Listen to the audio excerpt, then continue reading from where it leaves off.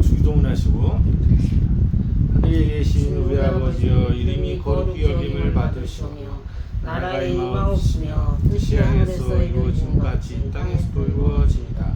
오늘 우리에게 일용할 양식을 주옵시고 우리가 우리에게 죄의 진자를 사하여 준 것 같이 우리 죄를 사하여 주옵시고 우리를 시험에 들게 하지 마옵시고 다만 악에서 구하옵소서.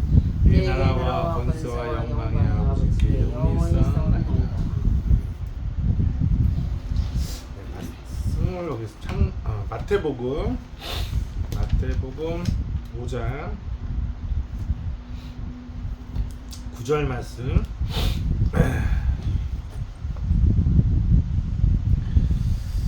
합평케 하는 자는 복이 있나니 저희가 하나님의 아들이라 이름을 받을 것이며. 예. 합평케 하는 자는 복이 있나니 저희가 하나님의 아들이라 일컬음을 받을 것이며. 우리가 이제 팔복의 말씀을 따라오고 있는데요. 이 말씀을 이 팔복 전체를 딱 어떤 이렇게 열고 들어갈 수 있는 그 말씀이 의다. 의라는 말씀이 의라는 이렇게 표현이 이렇게 이해가 돼야지 이 팔복의 흐름을 할 수 있다. 그런 생각이 듭니다. 왜냐하면 이라는 것은 이렇게 뭐냐면 이라는 것은 율법의 의, 공평과 정의 할 때 그런 의예요. 율법의 의를 이 땅에서 사람들은 항상 누군가를 율법의 의를 따라서 판단할 수밖에 없어요. 공평과 정의를 따라서 저 사람이 나를 다른 사람들과 같이 공평하게 대우하느냐 못하느냐, 나에게 서러움을 주느냐 안 주느냐, 나를 과시하냐 아니면 대우해주냐, 그게 이제 율법의 의라고 해요. 그 율법의 의를 따라서 공평하게 누구에게도 과시하지 않고 나도 과시하지 않고 누구도 서러움을 안 주듯이 나도 나한테도 서러움을 안 주고, 그래야 세상에서는 평화할 수가 있어요. 그죠? 아버지를 제일 과시했던 사람이 누구예요? 기억나는 사람 중에 제일 과시했던 사람 아버지를. 내가 기억나. 아버지가 과시면 그렇게 자존심 상하고 화나고 막 누가 그냥 어디 친척집에 가도 뭐 밥상 하나 차려도, 예? 저의 도움이 필요하신가요? 밥상을 하나 이렇게 차려도 제대로 이렇게 음식을 하나 가져와도 이렇게 먹던 거 그냥 가져오는 게 아니라 새로 만들고 밥을 새로 떠고 이렇게 제대로 밥상을 차려야 아버지 좋아하셨잖아요. 그죠? 조금이라도 뭐 자존심 상하 기분 나쁘게 하면 사람 확 뒤집고 집에 와서는 막 어머니는 타박하고 막 그랬단 말이에요. 제일 나지 내가. 네. 난 그게 진짜. 그러니까 아버지도 자존심이 센 사람이야. 자존심이 세. 그러니까 그 자존심이라는 거, 사람 안에 있는, 아버지 안에 있는 자존심이라는 것도 공평과 정의에 의해요. 예. 다른 사람을 대우하듯이 나도 대우해야지. 왜 나는 그렇게 대우하지 않아줘? 이렇게 화를 내는. 그러니까 세상은 항상 공평과 정의를 따라서 대우 하나하나, 나를 그렇게 대우 하나하나 이렇게 보게 돼 있거든. 근데 이게 병들고 쇠한 사람들이 공평하게 대우하겠어요? 아버지 그 예전에 아파트 경비 그만두실 때 경비 아프고 막 기침하고 가을에 나오고 냄새 나고 하니까 아파트 주민들이 싫어하잖아요. 그러니까 뭐라 그래? 이제 그 일 그만두시죠 한단 말이에요. 아버지 더 이상 아파서도 못하겠지만 그 병들어 죽을 똥말똥한 아버지를 사람들 사이에서 공평하게 대우할 수가 없는 아프니까 아유 좀 병 낫고 오세요. 뭐. 늙으니까 이제 그만 쉬셔야죠. 이렇게 하면서 그냥 일자리에서 딱 내보낸단 말이에요. 그럼 어때 기분이? 안 좋죠. 서럽단 말이에요. 근데 그러니까 그런 사람들은 아프고 병들고 늙고 세한 사람들은 세상의 의를 따라서 받을 몫이 있어요, 없어요? 없어요. 받을 몫도 다 뺏기게 돼 있어. 저희 아버님 그 장인이 돌아가시니까 사람들이 다 그 아버님 평생 갖고 있던 모든 소유물을 다 팔아버리거나 불태우거나 폐기하거나.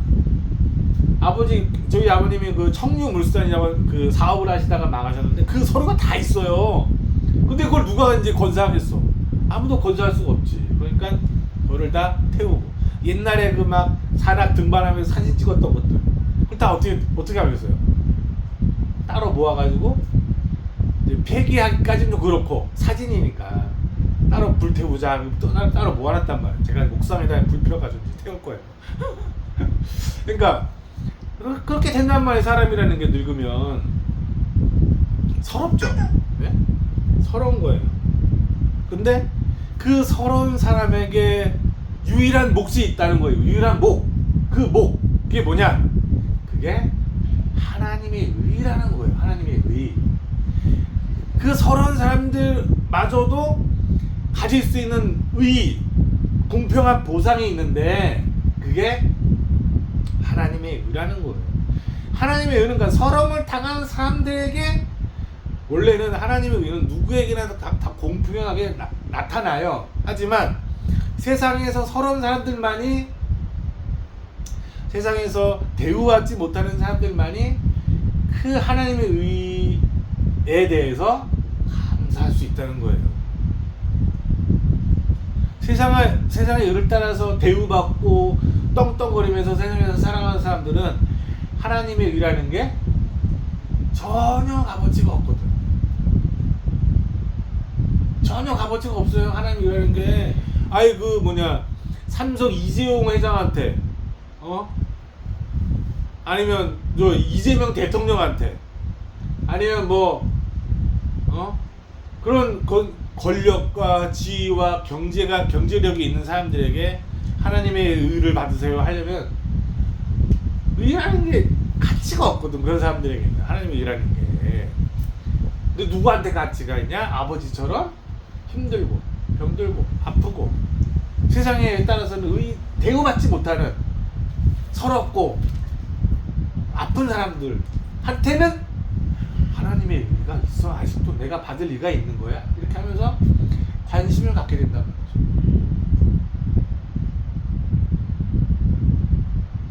하나님의 의는 그렇게 약하고 나약한 사람들에게 나타나거든요.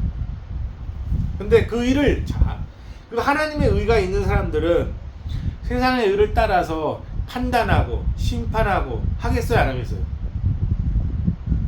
안 한다는 거예요. 그럴 힘도 없거니와 하나님의 의를 받으면 세상의 의는 무너지기 때문에 세상의 의를 따라서 너 내 돈 내놔! 너 그때 나를 과시했지? 이놈 받아라! 이렇게 보복할 수가 없단 말이에요. 눈에는 눈으로 이에는 이로 그 사람을 벌 주거나 서럽게 하거나 할 수 없단 말이에요.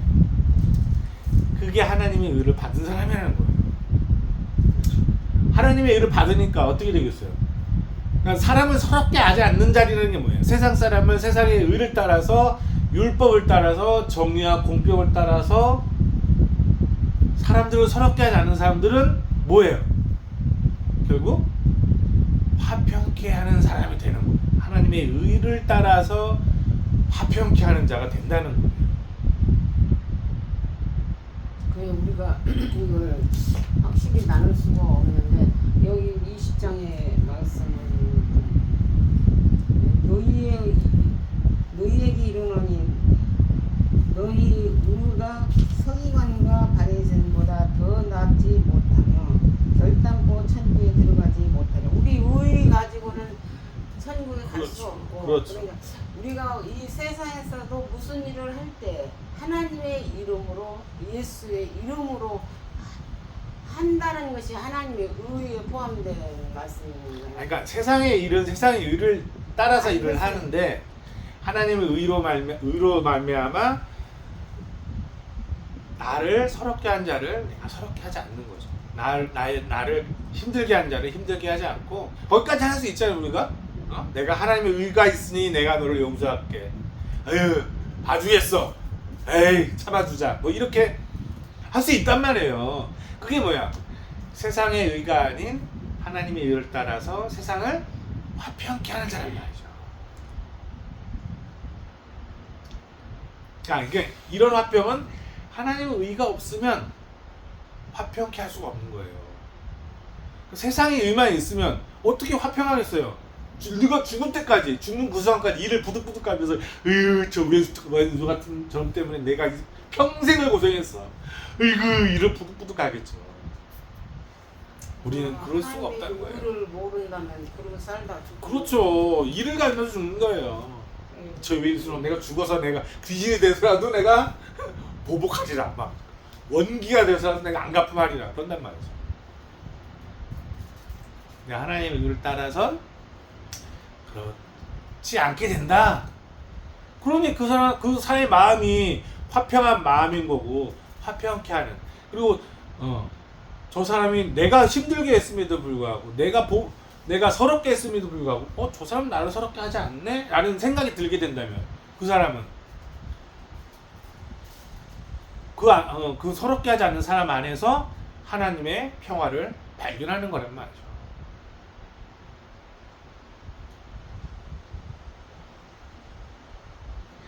자, 근데 이제 화평이라는 주제에 왔기 때문에 조금 더 여기서 우리가 좀 깊이 다뤄야 될 이야기가 있어요. 왜냐하면 이 화평이라는 성경의 주제는 매우 근원의 주제, 근원적이고 중요하고도 전체의 주제란 말이에요. 그래서 이 화평이라는 주제를 우리가 이야기할 때 절대로 빼놓으면 안 되는 이야기가 뭐냐면 세례라는 겁니다. 세례. 이 주제를 다루면서 조금 더 하나님의 평화가 무엇인지, 그것이 나에게 어떻게 임하는지, 내가 그것을 어떻게 누리는지, 그리고 어떻게 사람들에게 그 평화를 끼칠 수 있는지, 평안을 끼칠 수 있는지를 우리가 알아야 되는 거죠. 이게 굉장히 중요한 주제예요.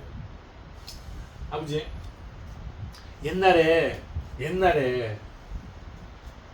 세례 받으셨죠? 세례. 동식교회에서 세례를 받으셨죠? 네? 세례 받을 때 어떻게 했어요? 그 세례 받기 전에는 그 세례 문답에 되는 게 있잖아요.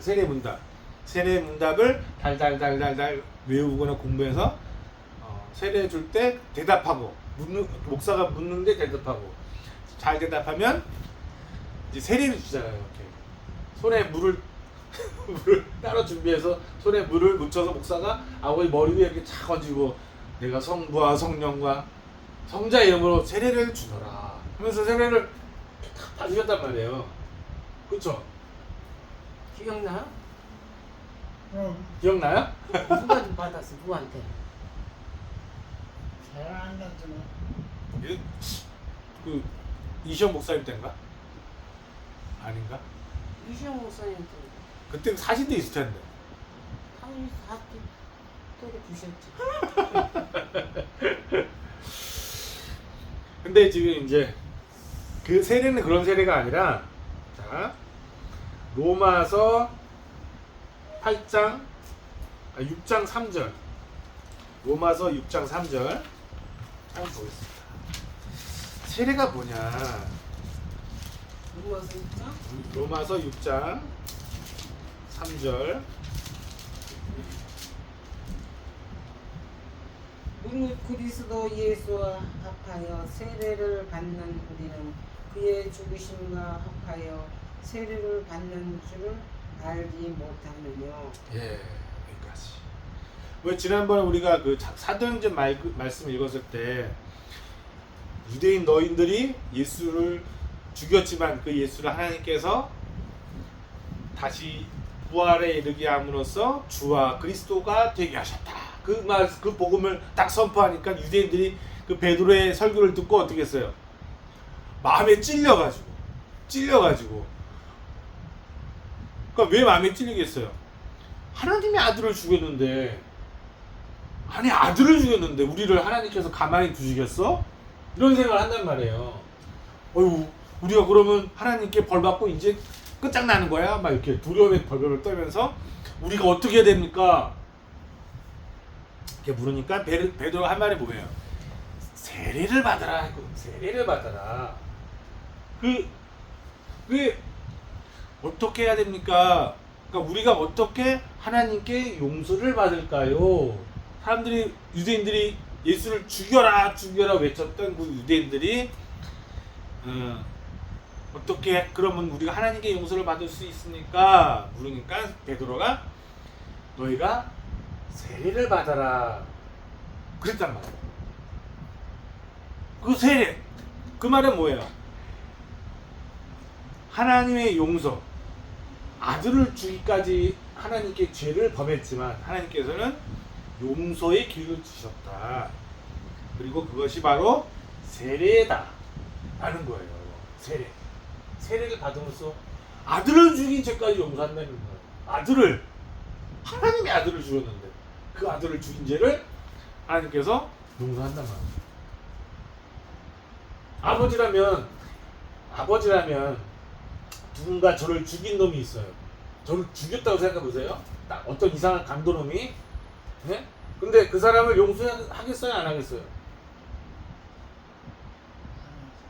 안 하죠. 어떻게 하겠어요? 끝내. 왜 법정에, 그러니까 경찰에 신고해서 잡아가가지고 사형 선고를 내리기까지 그 사람을 용서하지 않을 거란 말이에요. 네? 법의 처벌을 받아서 사형. 그리고는 걔가 죽었다. 그래야 이제 마음이 좀 편해지겠죠. 그죠? 아들을 죽였으니까 너도 죽어야지. 그게 공평과 정의 원리잖아요. 근데 하나님도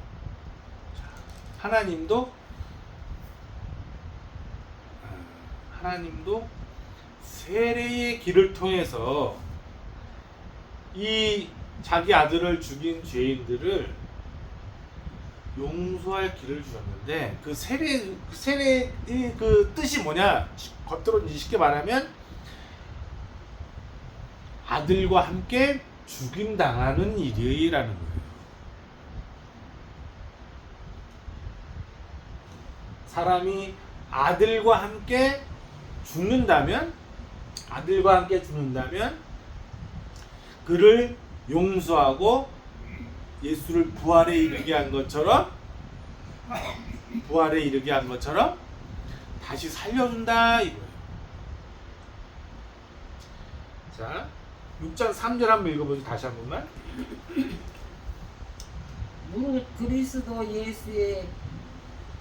예수와 합하여 세례를 받는 우리는 그의 죽으심과 합하여 세례 받는 줄을 알지 못하느뇨. 그 다음에요? 그러므로 우리가 그의 죽으심과 합하여 세례를 받음으로 그와 함께 장사되었나니 이는 아버지의 영광으로 말미암아 그리스도를 죽는 자 가운데서 살리심과 같이 우리로 또한 새 생명을 가운데서 행하게 하려 함이니라. 세례는 뭐냐면 쉽게 말하면 세례는 예수와 합하여 죽는 일이라는 거예요. 죽는 일.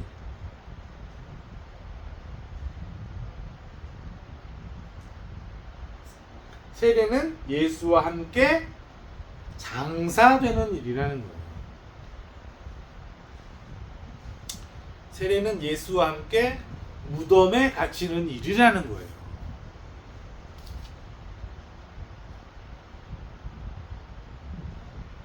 아버지 그 세례를 받을 때 목사님 이렇게 물을 손에 묻혀가지고 이렇게 했잖아. 이게 세례를 준다 이렇게 손에 아버지 머리에 얹었잖아요 손을. 근데 원래는 세례는 그게 아니라 요단강에 깊은 강물이 흐르는데 거기 그 강물에 사람을 푹 담근 다음에 그 사람을 일으키는 게 세례예요. 원래는. 그래서 원래 이 원래 세례의 의미를 아는 사람들은 세례라고 하지 않고 침례라고 하거든요. 그러니까 형식적이지만 세례는 원래 머리에 물 묻히는 게 세례가 아니라 사람을 물에 담갔다가 꺼내는 거예요. 그게 세례. 물에 빠진 사람을 건져내잖아요.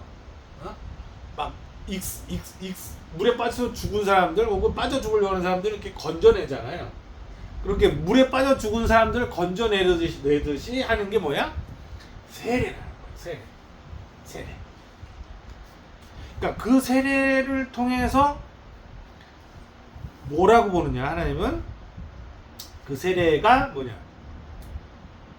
내 아들과 함께 죽는 것으로 본다는 거예요. 예수와 함께 하나님의 아들과 함께 죽는 거다라고 보는 거예요. 죽는 것이다 라고 하는 거예요. 죽는 것이다. 예수와 함께 죽는 것이다. 그러니까 용서는 뭐냐면 용서는 부활이거든요. 쉽게 말하면 하나님의 용서는 그냥 내가 네 죄를 용서해 줄게 이게 아니라 하나님의 용서는 부활이에요. 부활.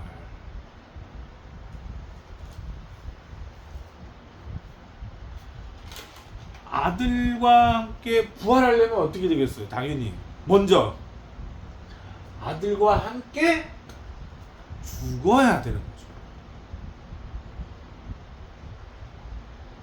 그러면 이렇게 생각할 수 있잖아요. 그럼 세례식을 받으면 죽는 거네? 그렇진 않아요. 그렇진 않습니다. 세례 받는 사람 다 죽었다가 죽는 거다 이게 아니라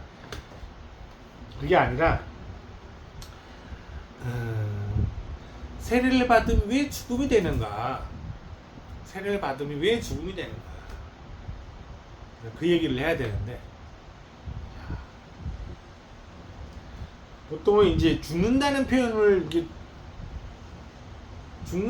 표현에 이제 사람들이 주목을 해서 어떤 식으로 죽으려고 하냐면은 사람들도 이 말씀을 되게 고민해요. 고민하고 이게 무슨 말씀인가 했으면서 죽는 마법이 뭔가 인간이 그러면서 막 여러 가지 것들을 해요. 특히나 이제 뭐 사람이 죽는다는 것은 뭐냐? 욕심을 끊어내는 거다. 욕심을 끊어내는 거다. 그래서 집 팔고 뭐 땅 팔고 다 교회에 바치거나 아니면 이웃 사람에게 다 나눠주거나 그렇게 자기 욕심을 끊어내고 자기 욕심을 끊어내는 게 죽는 거다. 그렇게 해가지고 맨날 사람들 막 불쌍한 걸 도와주고 자기 구제하고 배고픈 사람들에게 밥 해주고 한단 말이에요. 그런 사람들도 있어요.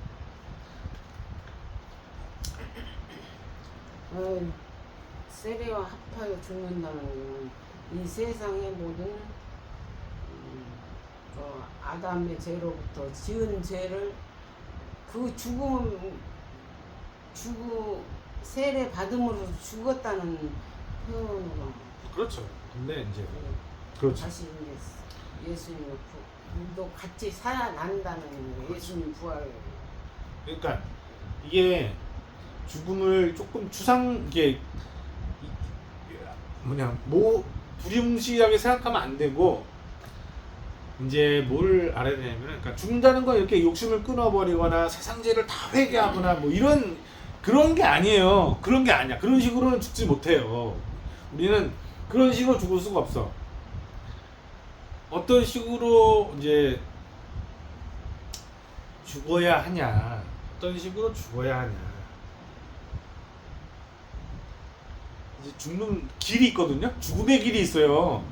그건 뭘 보고 알 수 있냐면은 정확하게 예수님이 어떻게 죽었는가를 알면 알 수 있어요. 예수님은 도대체 어떻게 죽었어? 예수님은 예수님이 죽음에 이른 그 길이 뭐냐? 이것을 우리가 물어야 된다는 거예요. 그냥 자기 마음에 일어나는 모든 욕심과 허영심과 세상에 향한 인간의 기본적인 욕망과 바람들 있잖아요. 근데 그런 거를 다 죽이는 게 죽는 거냐? 아니에요. 그렇게 죽을 수 없다는 거예요. 사람은 그게 죽을 수 없어. 그런 식으로는 죽으려고 하면 할수록 뭐예요? 살게 돼 있다고. 죽지 않아요. 더 자기 안에, 그러니까 그런 자기 욕망을 꺼버림으로써 죽으려는 사람들은 그 시선이 어디에 가 있겠어요? 항상 자기 안에 가 있거든. 내가 어떻게 하면 죽을까? 내가 어떻게 하면 하나님 뜻대로 살 수 있어? 맨날 이런 고민하면서 하나님을 생각하지만 결국 뭐예요? 자기를 생각하게 돼 있는 거예요. 악순환이 벌어진다고. 악순환. 우리는 그런 악순환에 빠져서는 안 돼요. 큰일 납니다. 그러면 그런 악순환에 빠지지 않고 정말 제대로 그리스도와 합하여 죽는 것, 그게 결국 세례거든요. 세례식을 받는 게 세례가 아니라 정말 그리스도와 함께 그리스도와 합하여 죽는 것을 알아야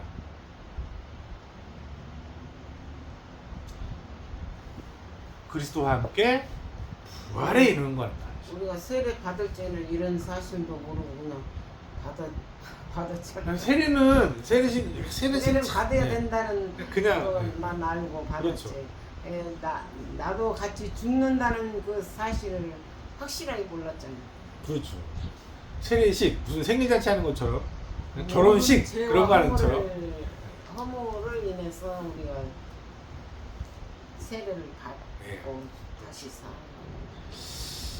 그러면 이제 예수님은 어떻게 죽었느냐라는 사실에 우리는 딱 주목을 해야 되는 거예요. 그러니까 어떤 식으로든 예수를 주목하는 거예요. 예수를.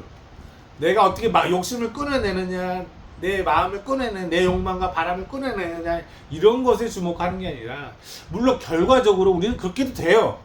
근데 그 결과지 추구할 수 있는 게 아니야. 그걸 추구하는 사람들은 결과를 앞으로 가져오는 거예요. 그거는 그리스도와 함께 죽음으로써 당연히 우리 안에 일어나는 결과지, 그 결과를 갖고서 원인을 끌어낼 수 없단 말이에요. 무슨 말씀인지 알겠죠? 근데 사람들은 이걸 헷갈려 하기 때문에 자꾸 도 닦듯이 수행하듯이 불교식으로 욕망을 끌어내야 구원을 받는다, 욕망을 끌어내야 뭐 어떻게 된다, 이렇게 생각한단 말이에요. 그런 게 아니라 그리스도와 함께 죽음에 이름으로써, 그 죽음의 결과로서 우리는 세상의 욕심도 끊어내거나 그것을 제어하거나 그것을 절제하거나 한단 말이죠.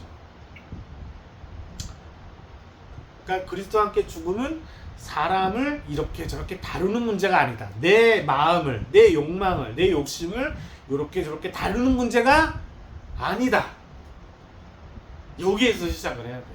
오직 그리스도가, 예수님이 도대체 어떻게 죽었느냐, 그의 죽으심을 알아야 그 죽으심의 길을 따라갈 수 있고, 그 죽으심의 길을 따라가서야 우리도 비로소 그리스도와 함께 죽는다가 되는 거예요.